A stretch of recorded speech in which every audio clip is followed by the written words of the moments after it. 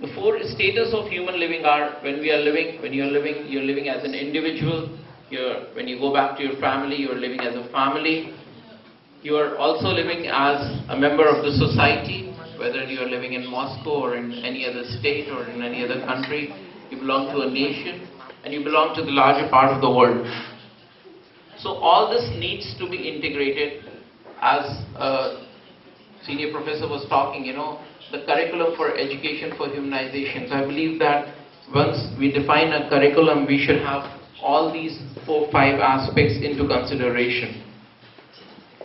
Now, as far as new humanism is concerned, UNESCO Director General Ms. Elena Bukova, she has been talking right from the day she took over as the UNESCO Director General, the first lady to take over as the UNESCO Director General.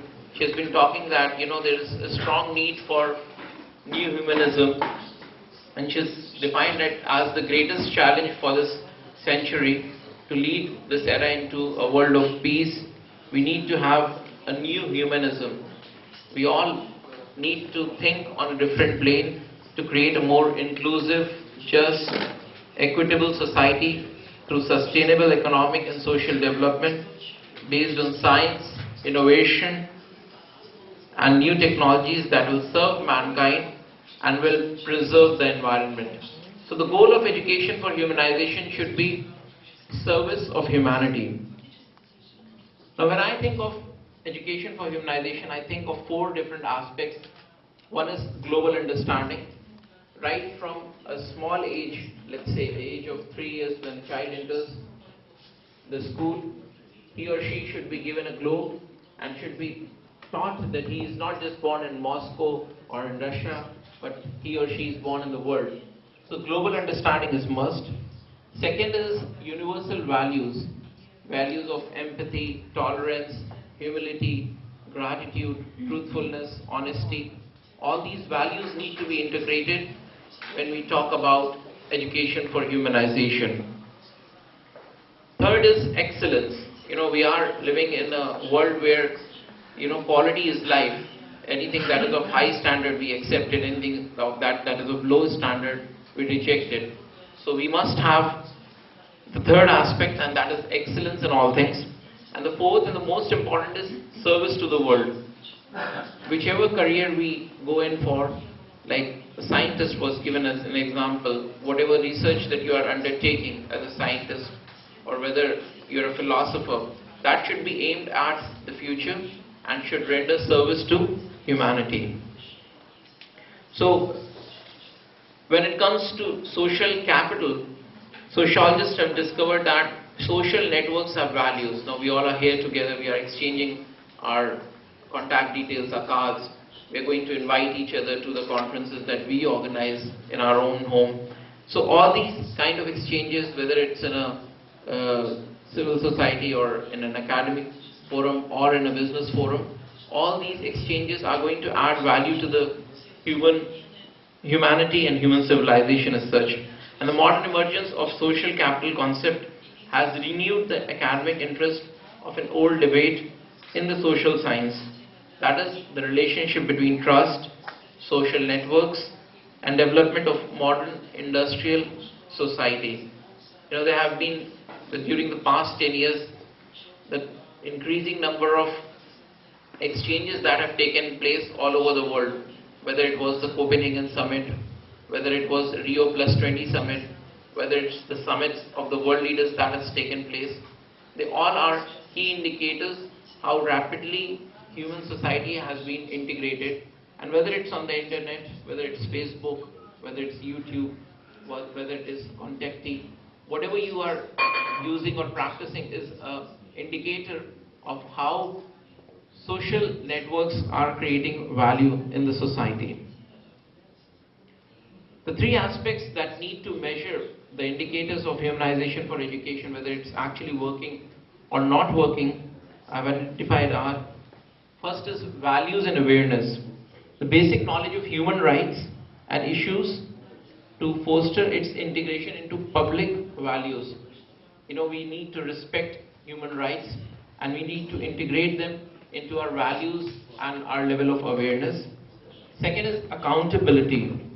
legal and political approach to human rights in which learners with the model targets are already involved via professional roles. So whichever professional role you are playing, you must have an accountability, a legal accountability towards the rights of all the human beings that are around you. And the third is transformational. It focuses on the psychological and sociological aspects of human right. So you just don't have to respect the rights of people you are surrounded with, even of those people whom you are not in touch with, psychologically, socially, you must respect their rights as well. And now I'm coming down to the second aspect, that is cultural convergence. Now, cultural convergence is societies and dialogues between cultures coming together, merging together, understanding each other.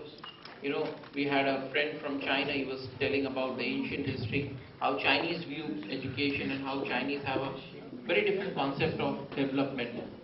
For them, you know, development is not just materialistic development, it is, you know, more of human development, seeing people as developing themselves as a sage, as Confucius. So we are understanding each other as we are growing, evolving and sharing our values and virtues together. So cultural convergence refers to a movement in every key aspect of local and global society. It's not happening just at the global level, it's also happening at the local level. You'll find more and more people from abroad coming and settling down in your community. There's more and more of migration that is taking place around the world. This movement seeks to lessen the tensions between groups from different cultural backgrounds. Now the recent bomb blast that took place in US, the Boston Marathon, now that has been said that, you know, there were two Chechenian brothers that were responsible. So even when anything good or bad is happening, is directly accountable towards the cultural convergence, because we as human beings cannot live in separate boundaries. You all have realized that. The more one gets involved in intercultural interactions, the more one is likely to be aware and of even to enhance one's own cultural programming. So we have a set of program, you know, you are at a certain age, so you're psychologically and socially you have programmed yourself. But as and when the cultural convergence is taking place, you totally enter into a new dimension, into a new diaspora, and you open to a new reality altogether, realizing that there were so many things that you did not know about different cultures and people. Now when that happens, the individual may choose to expand your cultural awareness, or you may choose to hide. The fact is, your fears and your insights will not allow you to hide. So the only thing that you need to do is to open your awareness and to explore the opportunities that will lead to cultural enrichment. So opportunities, if you are open to ideas, if you are open to cultures, opportunities are enormous. Right? And how can we integrate the two? I was talking about education for humanization, developing a small child as a global citizen, giving them universal values, teaching them service to the world, making them excellent in all things that they practice. And at the same time, this phenomena, the new phenomena of different cultures overtaking our own culture and, you know, we merging with different cultures and a new global culture evolving, how can we integrate and how it can lead to a better world? You know, human beings can live in harmony with each other. We have lived for centuries together, and we can do that for the rest of the time that we are here on this planet. So all you need is three good qualities. So one is cooperation, based on second quality, that is unconditional love. And the third thing that you need to do is you need to think in terms of win-win situation. It's not that only I win and you lose, or you win and I lose. The situation that we need to create in this world is based on cooperation, is win-win situations.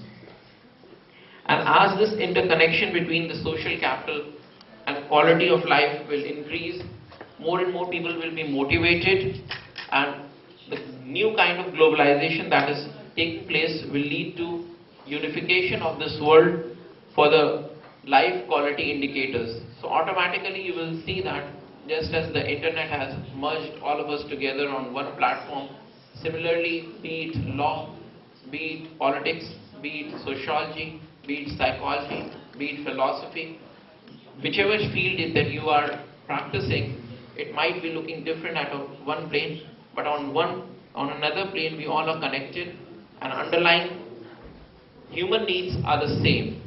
Whether you think in terms of Maslow's theory of hierarchy of needs, wherein when all the basic needs are satisfied, you go to the need of self-actualization. So as and when the human society will develop, we'll have an enhanced quality living. The need for self-actualization will transform the human society to a divine civilization. So it might happen in 10 years, it might happen in 20 years. We can't predict that year, but gradually you will be finding yourself continuously evolving as a better human being, as a divine human being. So in case you have any questions, you can write to me. These are my contact details. Thank you.